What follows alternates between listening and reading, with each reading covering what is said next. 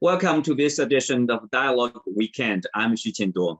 Less than 2 weeks after a teenager shot and killed 10 people at a supermarket in Buffalo, New York, another gunman opened fire at an elementary school in Texas on Tuesday, taking the lives of 19 students and 2 adults before the suspect himself was killed.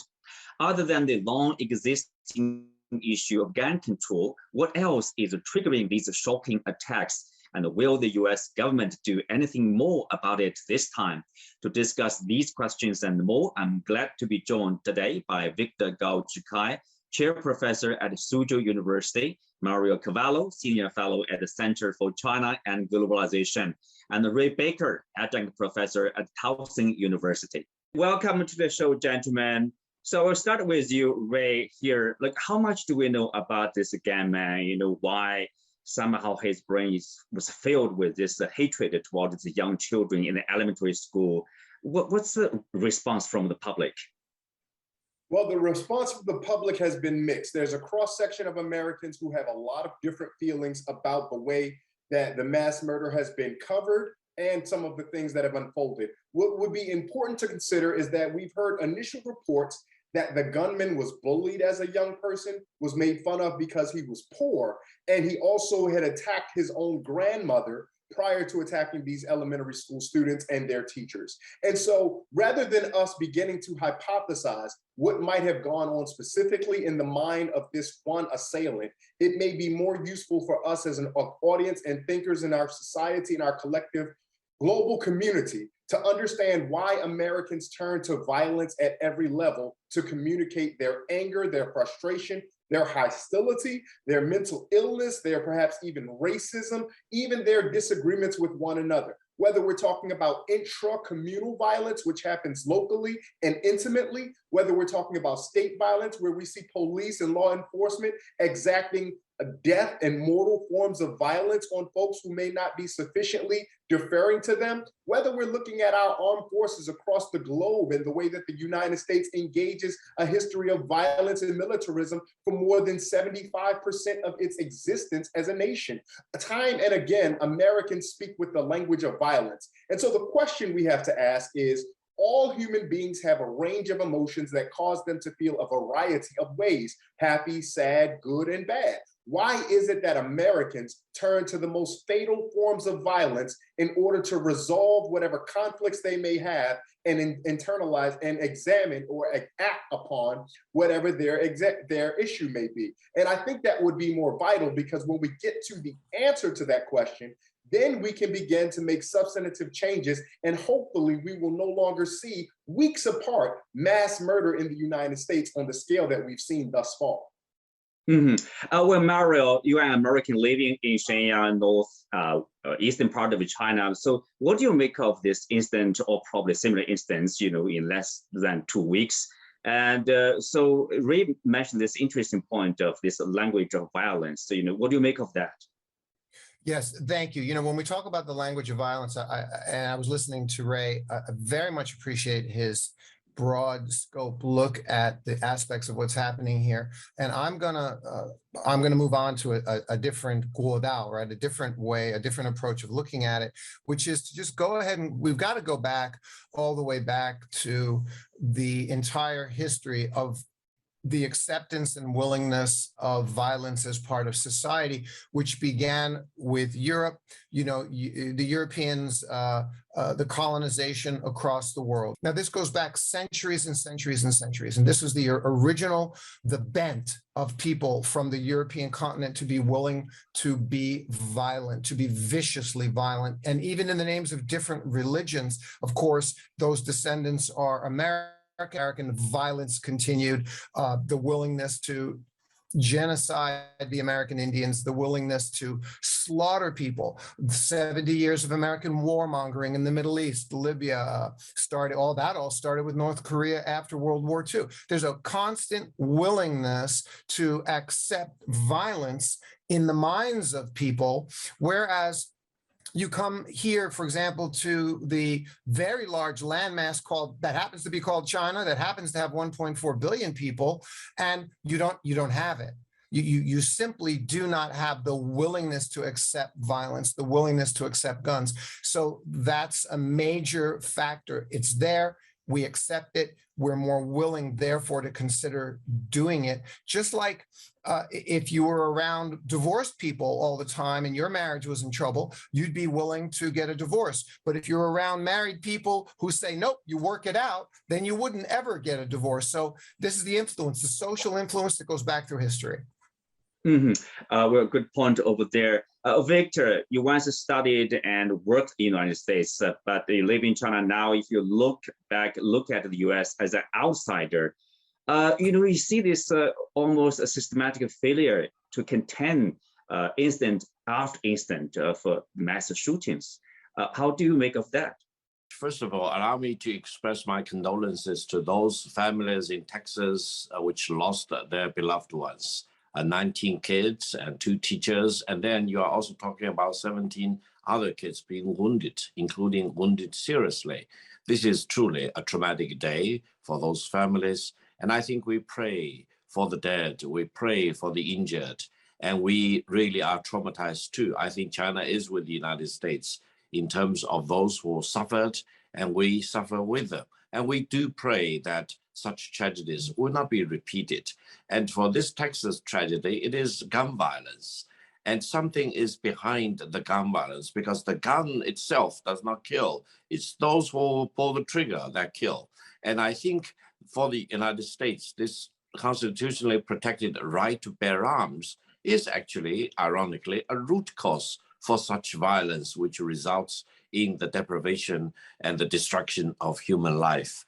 I would say without protecting human lives, how can you protect human rights? Because by destroying human life, you destroy all aspects of human rights. So I think for the States as a government to really protect human rights, democracy, you name it, whatever it stands for, you need to protect human lives, especially those kids, 10 years old, going to school, 3rd grader or 4th grader. How more innocent can be these kids? And to take away their lives, to destroy their lives, is really a Holocaust to themselves, to their family, and to those in the society in America and throughout the world who care for life. So I think something needs to be done to address the fundamental root causes of gun violence, and maybe there should be another constitutional amendments being pushed throughout the United States to deal with this root cause. And then society at large in the United States need to become more gentle in a sense, rather than violent in resolving whatever problems there are in the society. I think without addressing these gun violence problems, the United States cannot be a full country, and the United States cannot lecture the rest of the world about the values that the United States stand for, because no one anywhere else in the world want to share this part of violence against its own people. And it's really ironic that for these kids going to school, as President Biden correctly said, is the equivalent of going to battleground. And they go to the battleground naked, without any way to protect themselves in front of this bullet shooting guns or rifles. Yes, Ray, beyond the gun control, beyond this violence, if you look at this, another mass shooting, basically, in less than 2 weeks, as a Buffalo city over there, that's more like a targeted killing at the African American community over there. Besides this conspiracy theory of great replacement, but do you see also this kind of a systematic of, racism against, minority group people, including African Americans? I do, and I appreciate the point that our colleague Victor introduced when he talked about the enshrinement of gun rights in our Bill of Rights in this form of the Second Amendment.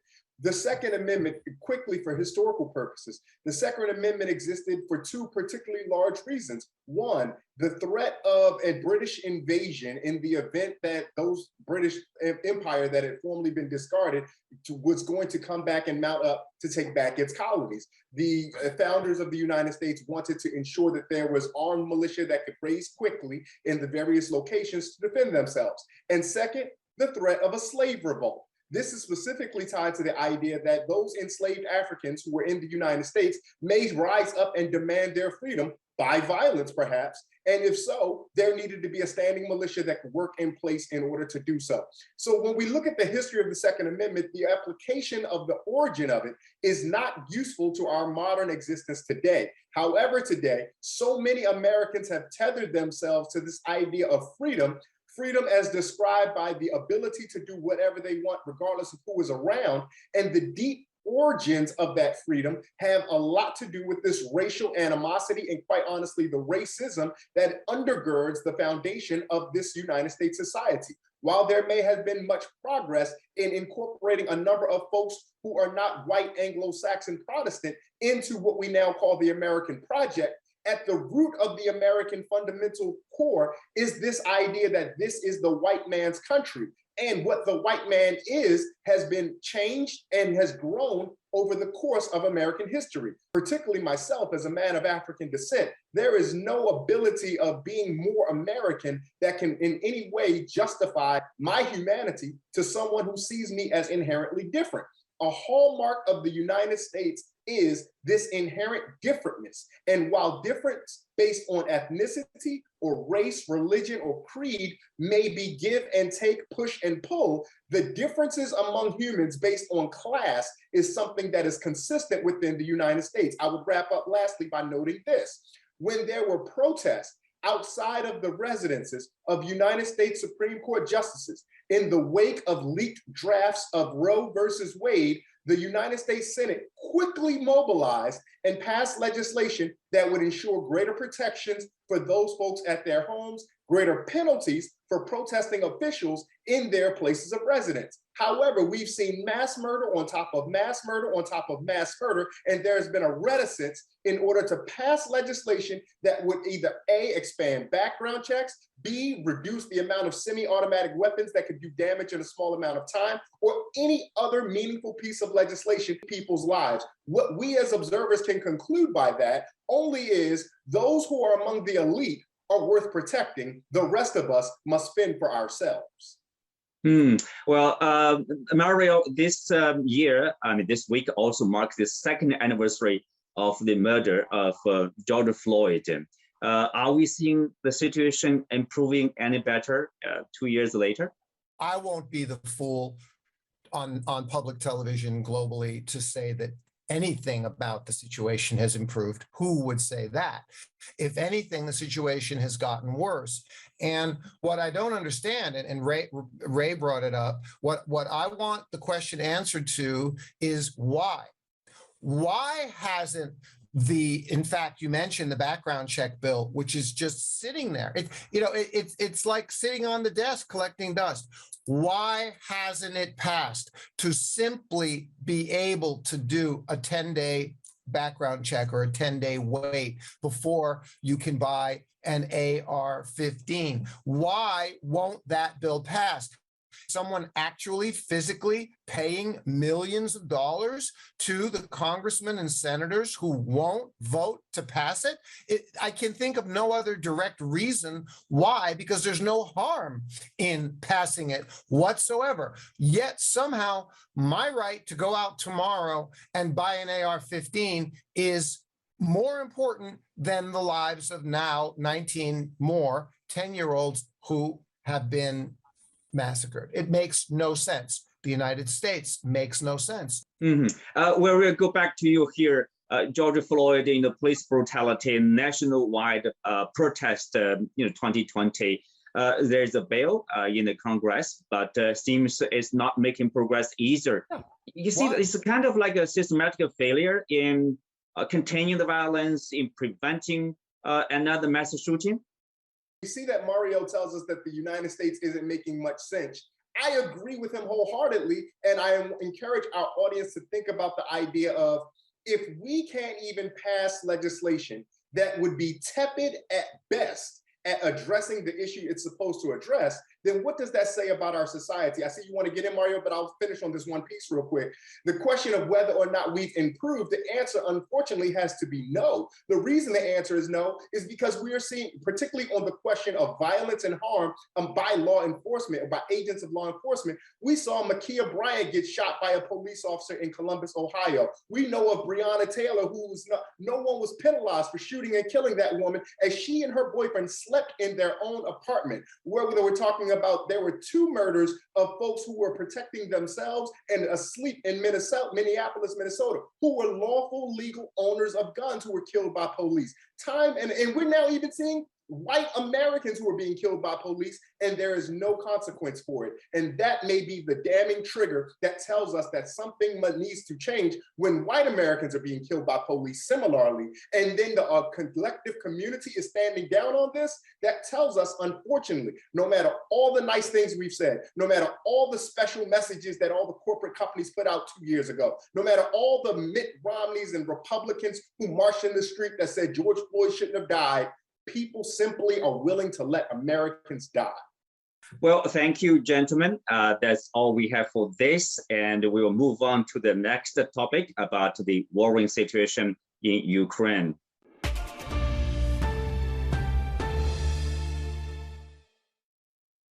Let's move on to the warring situation in Ukraine.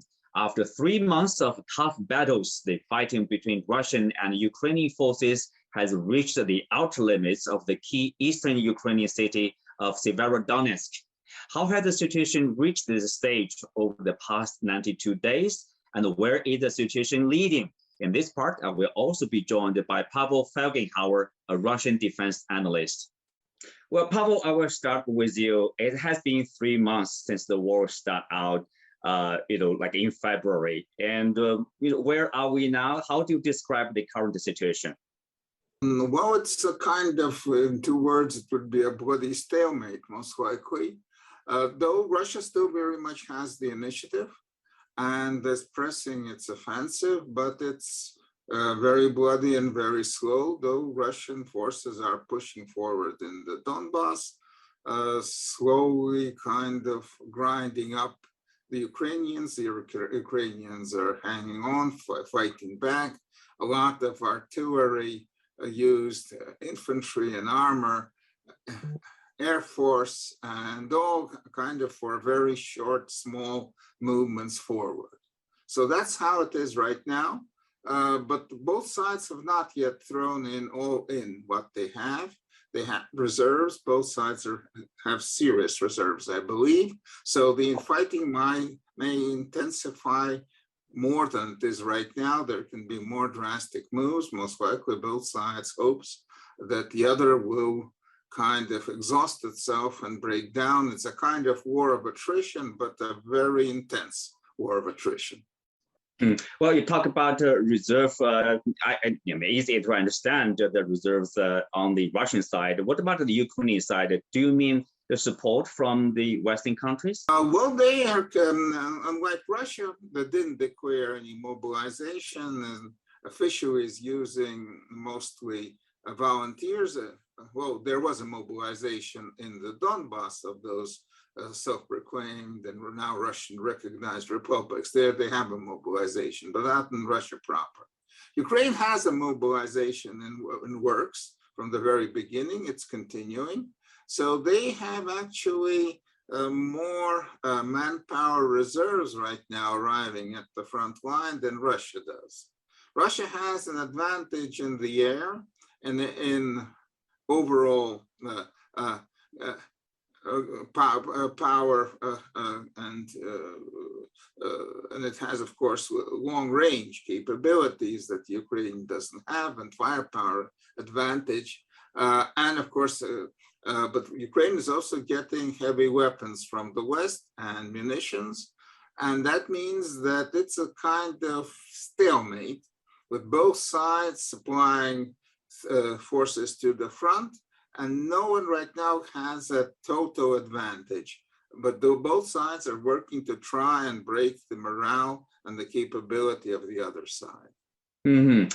Well, Victor, if you look at the stalemate situation between Russia and Ukraine, of course, the Western supporters, and do you see any side, any possible end in near future? Well, first of all, I think the war or the military operations in Ukraine is not just between the Russians on the one hand and the Ukrainians on the other hand. It is truly between Russia on the one hand and Ukraine in the front and the United States and NATO member states in the back. So this is very complicated. And the war has all the ingredients to spill out of control and escalate out of conventional warfare into nuclear warfare. So this is not only a grave matter for the Russians and the Ukrainians, it is a grave matter for all the Europeans, for NATO member countries, and for mankind as a whole.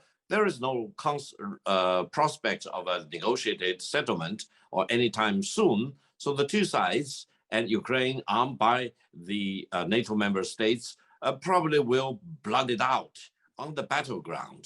However, I think if you really look at the map and look at the situation, of course, Ukraine is very much disadvantaged. They seem to be surrounded by Russian forces to their north, to their east, and to their south. And Russia is very steadily building up this land corridor between the Donbas region and the Crimea. And they will soon to start another land corridor from Crimea all the way to Odessa. So in a sense, if Ukraine lost all its coastlines, cutting off and become a landlocked country, it will have dire military consequences as well as other geopolitical consequences. So I think it is time to call on both sides to come up with a negotiated settlement.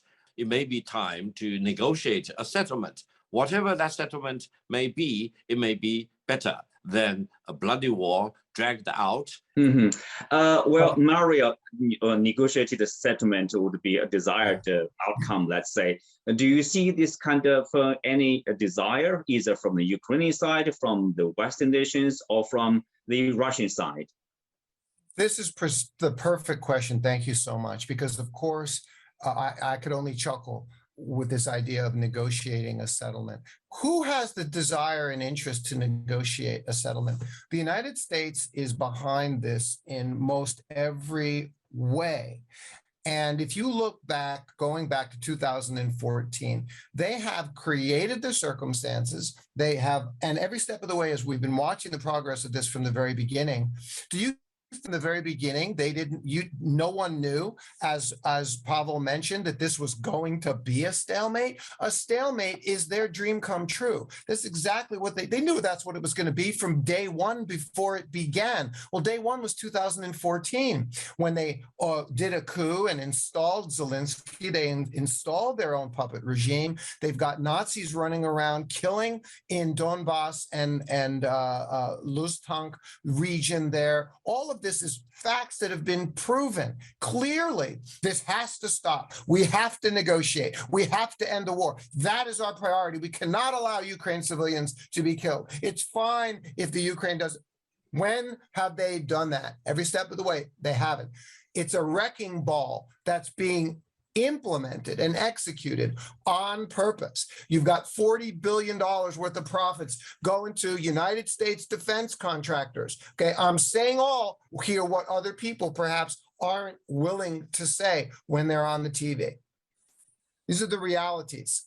This is the reality. Pavel, now after this complete control of Mariupol, the city, and so it seems like the fighting has been focusing on the Severodonetsk.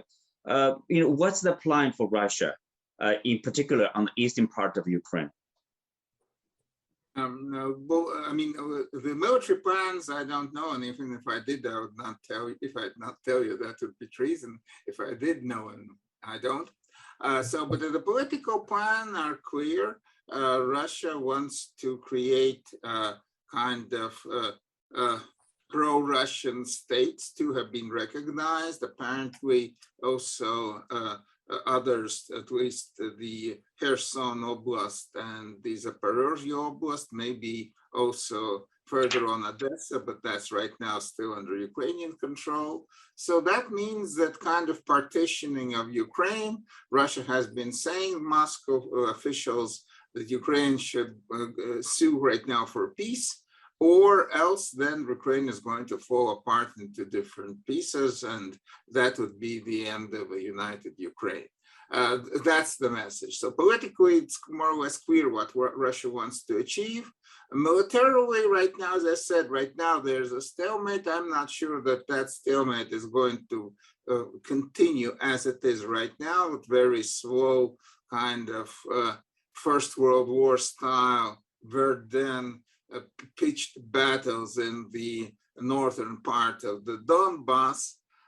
Maybe there'll be other moves, especially in the steppes north of the Black Sea. We'll have to see what happens in the summer months that are coming up. There's going to be intense fighting. And I say both sides are preparing very seriously for this summer campaign. I believe Russia would want to finish this engagement as soon as possible, but not ready to kind of capitulate at all. Ukraine also believes that it has the momentum, though apparently right now it doesn't anymore, but still that's the belief in Kyiv, and that they should press on. They're given lots of support from the West, especially from the United States and from Britain. Europe apparently has ran out to some extent of its military supplies that it can immediately supply, and defense industry is just kind of gearing up in the West. So that's where we are right now. We are at a very dangerous situation where both sides are pressing ahead with military means, believing that only military means can give them an advantage at the negotiating table. That means more war, less talk, and of course, yes, there is the distinct possibility of the escalation of this situation out of control. Well, on that, we come to the end of today's show. Many thanks to our guests. You can also find us on the CGTN app on YouTube. I'm Xu Qinduo. Thanks for being with us. See you next time.